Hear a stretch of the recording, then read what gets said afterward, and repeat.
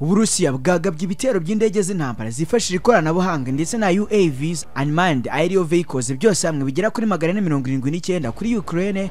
Iki kikaba ari cyo gitero kinini kurusha ibindi byose mu myaka 3 y'intambara. Igisirikare cyatangaje ko cyashoboye kurasa 126 muri izo drone ndetse na misile 19 mu ijoro rishyira kwa.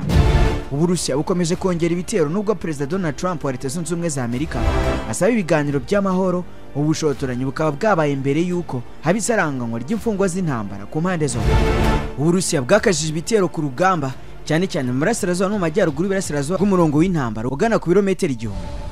Ibi bikurikiye igitero cy'indege z'ubutasi za Ukraine cyashegesha indege nyinshi z'intambara z'Abarusiya zasanzwe ziparitse ku bibuga by'indege bitandukanye imbere mu gihugu cy'Uburusiya.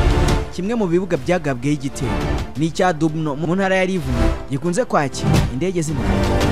Umuyobozi w'umujyi wa Rivne Oleksandr Tritiak yavuze ko ibyo bitero ari byo binini umujyi we uhuye nabyo kuva intambara yatangira. Ku wa mbere Perezida Volodymyr Zelensky yemeye ko hari uturere twatewe n'Uburusiya hari ibintu bimeze nabi cyane, ariko ntigeze atangaza ibisobanuro birambuye kuko nyine Ukraine iracyari mu kaga ku rugamba kuko idafite abasirikare bahagije kandi iracyakeneye inkunga y'ibikoresho by'intambara byiganjemo igisirikare cyo mu kirere. Nubwo ibiganiro by'amahoro byabaye Istanbul hagati y'intumwa z'Uburusiya na Ukraine byabaye kabiri, nta musaruro ugaragara byatanze uretse kwemera gusaranganya imfungwa z'intambara abagera ku 200 harimo n'abapfuye cyangwa bakomeretse cyane. Zelensky yatangaje ko isaranganywa ry'imfungwa ryatangiye ku wa mbere ndetse ko riza gukomeza mu byiciro. Abasubijwe barimo abakomeretse cyane n'abari munsi y'imyaka 25. Minisitiri w'ingabo z'Uburusiya nawe yemeje ko habaye ihererekanwa ry'imfungwa ariko ntiyatangaje imibare y'abasubijwe uretse kuvuga ko habayeho kuzihererekanya ku mpande zombi. Uburusiya kandi bwatangaje ko bwarashe drone 49 za Ukraine zarimo ziraswa mu turere turindwi imbere mu kirere cy'Uburusiya. Drone 2 zagabye igitero ku ruganda rukora ibikoresho by'intambara muri Chuvashia hejuru ya kilometero 600 uvuye mu kuva intambara yatangira muri 2022. Uburusiya bwibasiye Ukraine na drone z'intambara z'abanya-Iran zizwi nka Shahed.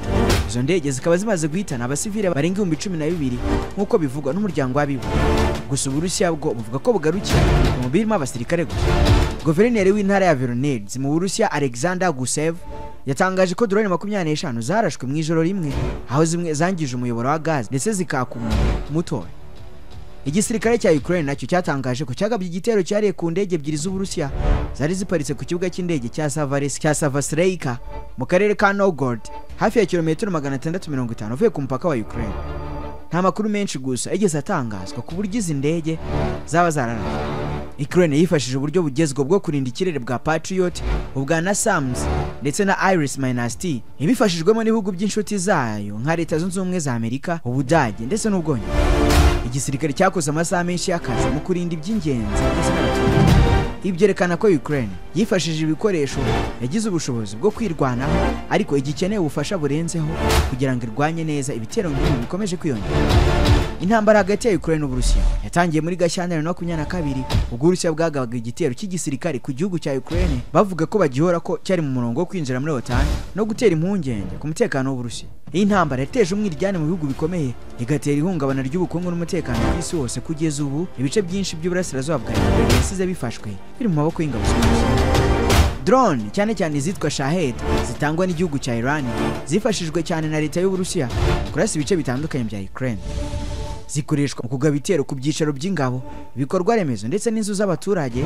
Izi drone zikaba zifite ubushobozi bwo kugenda intera ndende nta mushoferi. Ku nshuro ya mbere mu gihe cyari gishize Ukraine n'Uburusiya bemeranyije gusaranganya abasirikare bafashwe bagera ku 1200 kuri buri ruhande.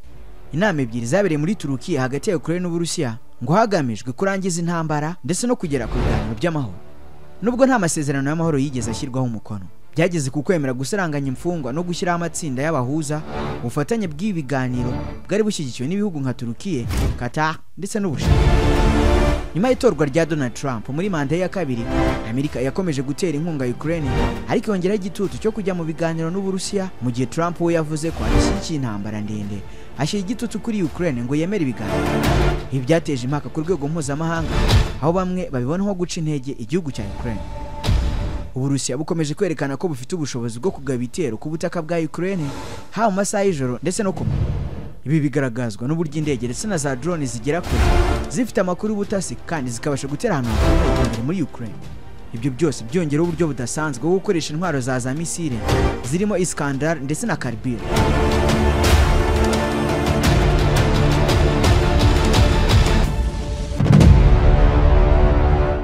Uko bwije nuko bukeye ibiciro by'ibicanwa bikomeza kwiyongera ubutitsa.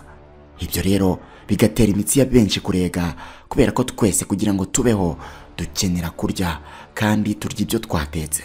Ubwo rero bisobanuye ko dukenera n'ibicanwa mu guteka. Ikintu cya mbere ni amakuru. Ubu nta mpamvu yo guhangayika kuko quick cooking ibibazo byose by'ibicanwa yaje kubishyiraho iherezo.